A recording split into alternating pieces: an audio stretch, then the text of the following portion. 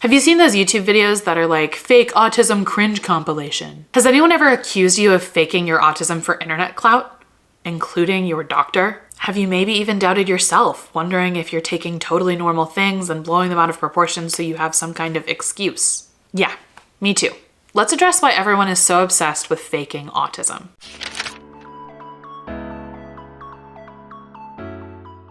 Hi there, and welcome to Neurodivergent Magic, the YouTube channel for accessible and relatable neurodivergent content. Let's just dive right in with imposter syndrome. This is a huge problem that a lot of people run into when they're starting to discover that they might be autistic, or if they're in the process of self-diagnosing or receiving a professional diagnosis. For me personally, this was really hard because I have been wrong about diagnoses before. Not only have I been wrong, I have been able to adequately convince doctors that I was correct. And so I ended up with the wrong diagnosis for like 6 years. If you want to learn a little more about my personal diagnosis journey, you can check out the video up here. In addition to having past struggles with diagnoses and getting things wrong, I also really worry about using a diagnosis as an excuse to be lazy, as an excuse to be a bad person, as an excuse to, get help that I don't deserve. Now, this is all very negative self-talk, and if we're being honest, if someone thinks they need help, they probably do need help. And it's not our job to determine whether or not we are worthy or deserving of receiving help. It's our job to get the help we need in order to be the person we were meant to be. Because everybody deserves help. Everybody deserves support. But the whole excuse thing is really hard to shake. I think partially at least because for a lot of us, we don't necessarily exhibit outward impairment.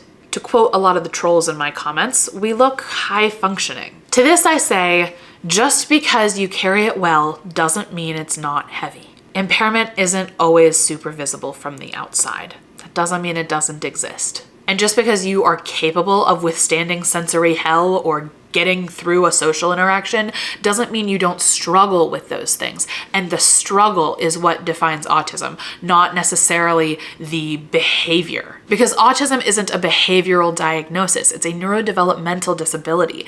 It is a difference in the way the brain develops and the way that we process the world. It's not about just behavior. Finally, the last reason I tend to struggle with imposter syndrome is because a lot of people like to tell me that I'm faking. And I'm very used to outsourcing my reality to other people.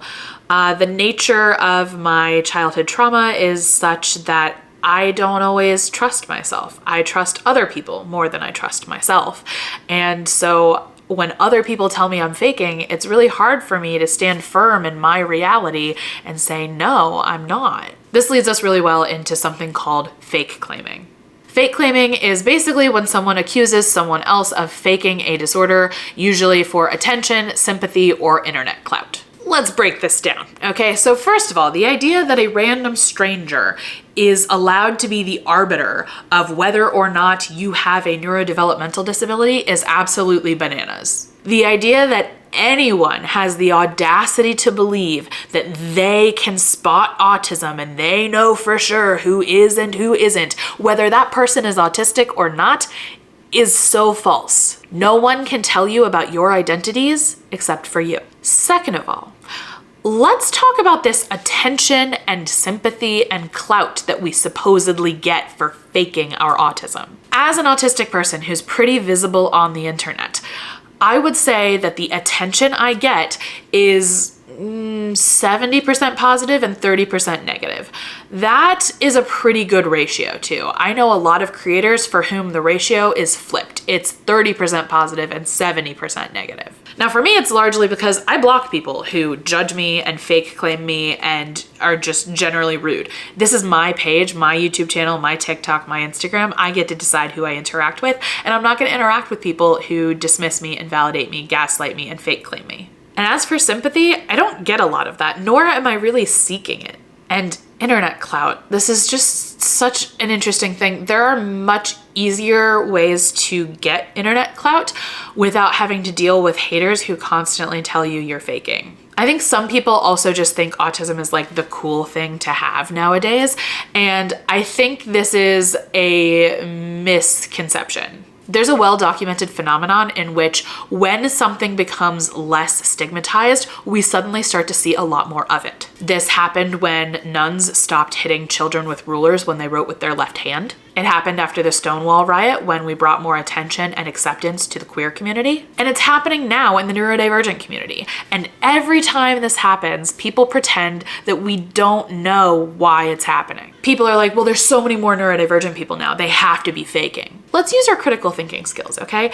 And just say, what if they're not faking? What are some other potential explanations for why there's so many more neurodivergent people? Again, like I said, decreased stigmatization is always going to increase the prevalence of something. And additionally, social media has provided an outlet to share lived experience so that we actually understand what these cold, clinical, pathological criteria for autism look like in real life. Because so many people don't see themselves in the DSM criteria, but we see ourselves in, Joe on TikTok. Because he can show us his lived experience of what it's actually like to be autistic, as opposed to the practitioner's view of how autism inconveniences the people around them, which is how the autism criteria are absolutely written. And finally, the last thing I want to say about fake claiming is we need to focus less on judgment and more on understanding. Because even if someone is faking their autism, which by the way doesn't usually happen, but if for some reason they were, they wouldn't need your judgment. What they need is understanding. What they need is love. The reason people fake or exaggerate their problems is because they have real problems that are being ignored. And speaking of being ignored, let's talk about medical gaslighting and what happens when your doctor doesn't believe you either. Medical gaslighting is essentially professional fake claiming. It's when a doctor looks at you, listens to you tell them about your lived experience, and then tells you that your lived experience is wrong. It's when they try to convince you that your perception of reality is inaccurate, which is exactly what gaslighting is. This happens in lots of different demographics in lots of different ways, and I just want to run through a couple of them. So first, gender can play a huge role in autism, dismissal, and gaslighting. Many women and female presenting folks are diagnosed with borderline personality disorder rather than autism, even when they show clear signs of autism. And in addition, many women and femme presenting people are told that they're just a highly sensitive person. Check out my video for more information on why that is not helpful. Race can also play a major factor here. Many Black children are diagnosed with oppositional defiant disorder instead of autism, and many Black adults are diagnosed with schizophrenia or antisocial personality disorder instead of autism. Age is another identity that can affect whether or not you get an autism diagnosis. There are definitely doctors who look at an adult trying to get an autism diagnosis and say, well, if we didn't catch it when you were a kid and, you've made it this far without getting a diagnosis, like you probably don't actually have it. Which is sort of like saying you don't have an allergy because you didn't know you had an allergy for a long time. It makes no sense. Story time real quick. My sister is allergic to bananas. We didn't know this for a very long time. We kind of just thought she was a sickly kid who just threw up a lot. And we didn't understand what was going on or why she was always so sick.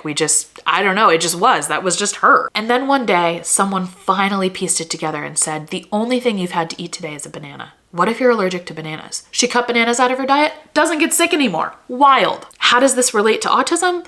It's not that she didn't have the allergy before we finally realized it. It's just that we didn't know. It still profoundly affected her life, and knowing she has the banana allergy is incredibly helpful to her. Autism is exactly the same way. Another factor that can impact medical gaslighting is your socioeconomic status. A lot of people who are struggling financially or live below the poverty line may be accused of just trying to get an on-paper disability in order to receive disability benefits, as opposed to just getting a job. And finally, the last factor I want to address is other disabilities. Oftentimes, if you also have Down syndrome, intellectual disability, cerebral palsy, or other disabilities, doctors will hesitate to diagnose you with autism as well. Because, and this is sarcasm, comorbidity is definitely not a thing. Many doctors, even psychiatrists, receive no training about autism specifically. But rather than acknowledging their limitations and saying, yeah, I don't have enough information to tell you if you are or are not autistic,